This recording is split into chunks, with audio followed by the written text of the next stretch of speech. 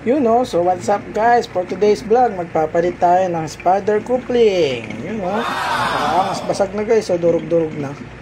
Ito guys, spider coupling. Papalitan natin yan nasa loob. Yan, nabasag na kasi siya guys, oh. Ay, grabe.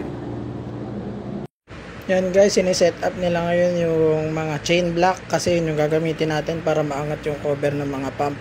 Amazing! Nasa loob kasi yan yung papalitan natin. Tapos ito naman sila dinidisconnect nila yung mga linya.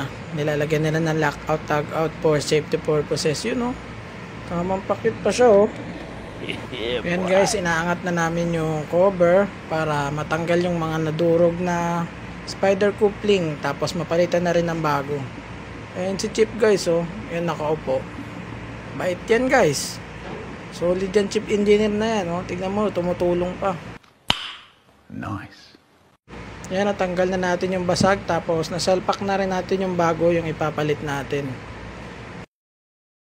Yan guys, babalik na natin yung cover. Ganun lang naman siya, tanggal, palit ng bago, tapos balik ng cover. Ito medyo dito lang kami natagalan kasi kailangan nakatapat yung coupling para hindi ma-damage yung bagong palit na spider coupling o rubber coupling.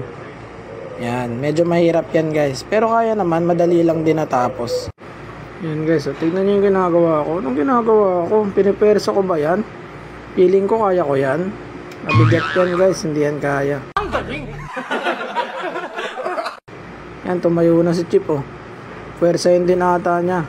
Hindi, joke lang.